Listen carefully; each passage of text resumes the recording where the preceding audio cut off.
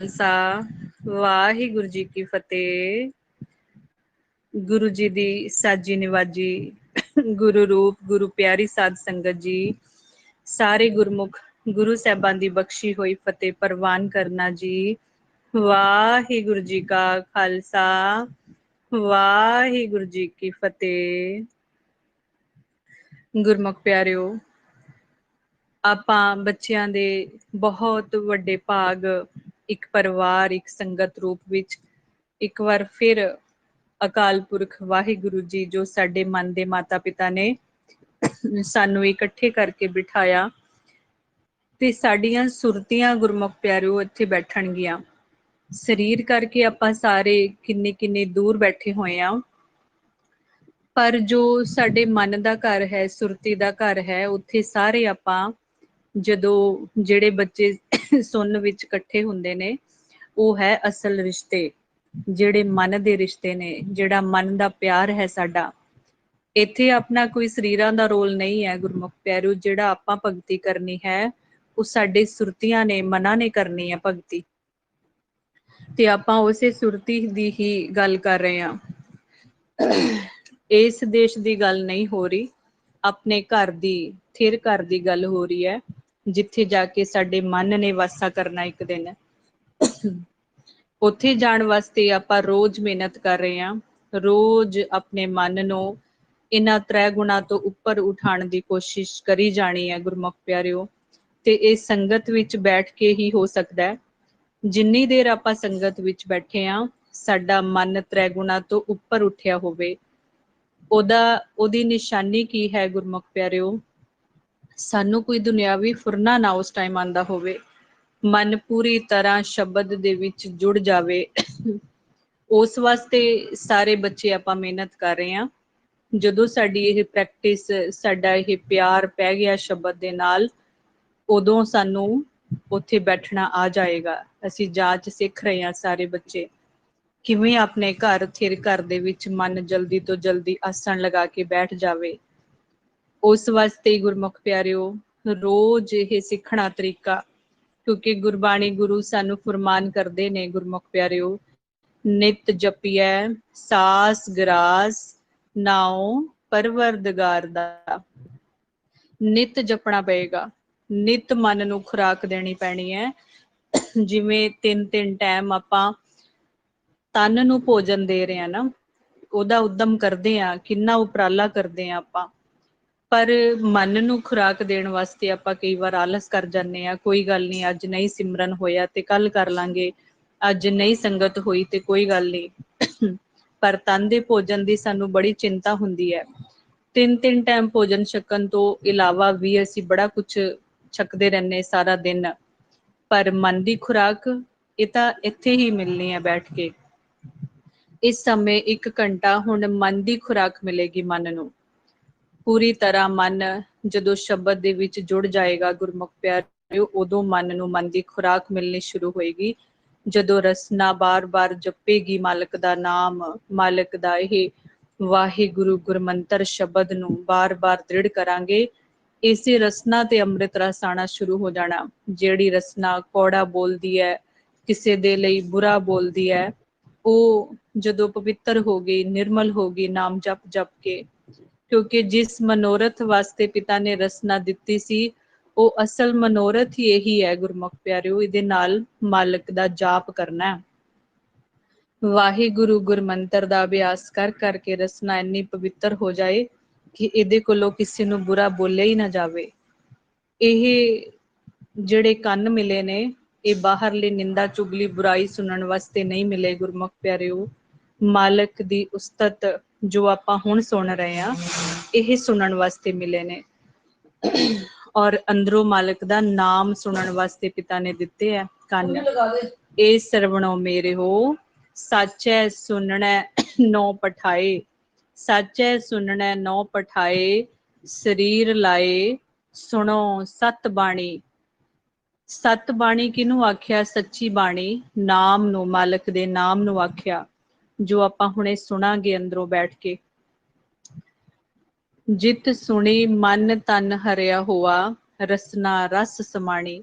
ਤੇ ਫਿਰ ਜਿਸ ਨੂੰ ਸੁਣ ਸੁਣ ਕੇ ਸਾਡੀ ਰਸਨਾ ਤੇ ਵੀ ਅੰਮ੍ਰਿਤ ਰਸ ਆਣਾ ਸ਼ੁਰੂ ਹੋਏਗਾ, ਜੋ ਮਨ ਦੀ ਖੁਰਾਕ ਹੈ ਮਨ ਵਾਸਤੇ।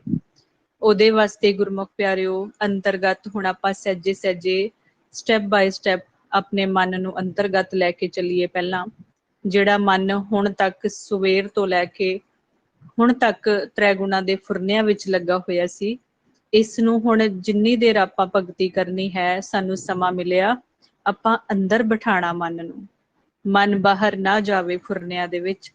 ਉਹਦੇ ਵਾਸਤੇ ਬੜੇ ਪਿਆਰ ਨਾਲ ਸਭ ਤੋਂ ਪਹਿਲੇ ਨੰਬਰ ਤੇ ਸ਼ੁਭ ਦ੍ਰਿਸ਼ਟੀ ਬਣਾਣੀ ਹੈ। ਜਿਸ ਮਨੋਰਥ ਵਾਸਤੇ ਨੇਤਰ ਮਿਲੇ ਨੇ ਨਾ, ਉਹ ਸਿਰਫ ਮਾਲਕ ਨੂੰ ਦੇਖਣ ਵਾਸਤੇ ਮਿਲੇ ਨੇ।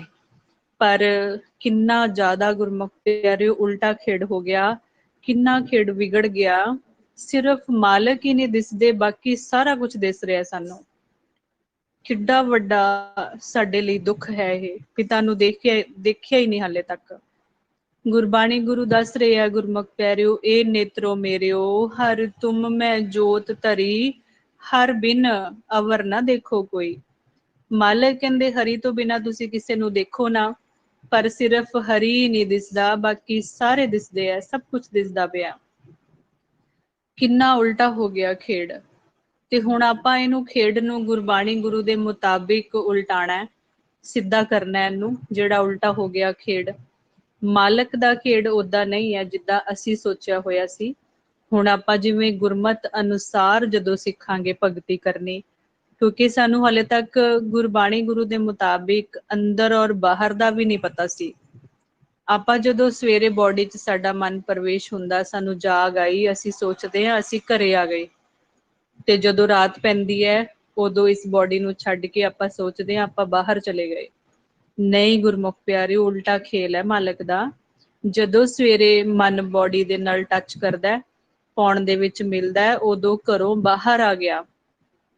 ਸਾਰੀ ਰਾਤ ਆਪਣੇ ਘਰ ਗਿਆ ਹੋਇਆ ਸੀ ਇਹ ਸੁੰਨ ਵਿੱਚ, ਇਸ ਬੋਡੀ ਨੂੰ ਛੱਡ ਕੇ, ਇਸ ਪਰਾਏ ਦੇਸ਼ ਨੂੰ, ਲੋਕ ਨੂੰ ਛੱਡ ਕੇ ਪਰਲੋਕ ਵਿੱਚ ਗਿਆ ਹੋਇਆ ਸੀ ਸਾਡਾ ਮਨ। ਤੇ ਜਦੋਂ ਆਪਾਂ ਹੁਣ ਸਿਮਰਨ ਕਰਕੇ ਨੇਤਰਾਂ ਦੇ ਅੱਗੇ ਸੁੰਨ ਦੇ ਵਿੱਚ ਮਨ ਦਾ ਆਸਣ ਲਵਾਨੇ ਆ, ਜਿੱਥੋਂ ਬੈਠ ਕੇ ਨਾਮ ਵੀ ਸੁਣੇਗਾ ਸਾਨੂੰ ਔਰ ਪਿਤਾ ਦੇ ਦਰਸ਼ਨ ਵੀ ਹੋਣਗੇ, ਉਹ ਹੈ ਮਨ ਦਾ ਘਰ। ਉਹਦਾ ਦਰ ਸ਼ੁਰੂ ਹੋ ਗਿਆ ਸਾਡੇ ਨੇਤਰਾਂ ਦੇ ਕੋਲੋਂ, ਸਾਡੇ ਮੁਖ ਦੇ ਕੋਲੋਂ। ਇੱਥੋਂ ਮਨ ਨੇ ਨੇਤਰਾਂ ਵਿੱਚੋਂ ਨਿਕਲ ਕੇ ਆ ਸਾਹਮਣੇ ਹੀ ਸੁੰਨ ਵਿੱਚ ਸਮਾ ਜਾਣਾ। ਬਸ ਇੱਥੇ ਹੀ ਮਨ ਦਾ ਸਾਹਮਣੇ ਆਸਣ ਲਵਾਣਾ, ਜਿੱਥੇ ਹੁਣ ਆਪਾਂ ਪਿਆਰ ਵਾਲੀ ਦ੍ਰਿਸ਼ਟੀ ਬਣਾ ਕੇ ਪਹਿਲਾਂ ਖੁੱਲੇ ਨੇਤਰਾਂ ਨਾਲ ਵੀ ਔਰ ਬੰਦ ਨੇਤਰਾਂ ਨਾਲ ਵੀ ਦੇਖਾਂਗੇ ਆਪਾਂ ਸਾਹਮਣੇ। ਖੁੱਲੇ ਨੇਤਰਾਂ ਨਾਲ ਬਾਹਰੋਂ ਸਾਡੇ ਮਨ ਜੋ ਹੈ ਸਾਡਾ, ਉਹ ਨੇਤਰਾਂ ਦੇ ਵਿੱਚ ਬੈਠਾ ਹੋਇਆ, ਇੱਥੇ ਇਹਦਾ ਆਸਣ ਲਵਾਇਆ ਮਨ ਦਾ। ਜੋਤ ਜਿਹੜੀ ਹੈ ਮਨ ਦੀ, ਉਹ ਸਾਡੇ ਨੇਤਰਾਂ ਵਿੱਚ ਰੱਖੀ ਹੋਈ ਹੈ। ਇੱਥੇ ਮਨ ਨੇ ਬੈਠ ਕੇ ਆਪਣੇ ਪਿਤਾ ਦੇ ਦਰਸ਼ਨ ਕਰਨੇ ਆ, ਸਭ ਤੋਂ ਨੇੜੇ, ਹਰ ਬਿਨ ਅਵਰ ਨਾ ਦੇਖੋ ਕੋਈ। ਮਨ ਨੇ ਦਰਸ਼ਨ ਕਰਨੇ ਆ ਗੁਰਮੁਖ ਪਿਆਰਿਓ, ਇੱਥੇ ਬੈਠੇ ਨੇ। ਜਿਹੜਾ ਮਨ ਸਾਰਾ ਦਿਨ ਝੂਠ ਨੂੰ ਹੀ ਦੇਖੀ ਜਾ ਰਿਹਾ, ਚਾਹੇ ਮੁਖ ਬੰਦ ਵੀ ਹੋਵੇ ਤਾਂ ਵੀ ਮਨ ਫੁਰਨੇ ਲਈ ਜਾਂਦਾ, ਕਿਸੇ ਬਾਰੇ ਚੰਗਾ ਕਿਸੇ ਬਾਰੇ ਬੁਰਾ ਸੋਚੀ ਜਾ ਰਿਹਾ, ਬੈਠਾ ਅੰਦਰ ਫੁਰਨੇ ਲਈ ਜਾ ਰਿਹਾ। ਤੇ ਉਹੀ ਸਾਡੀ ਮੈਲ ਹੈ, ਪਤਾ ਹੀ ਨਹੀਂ ਸਾਨੂੰ।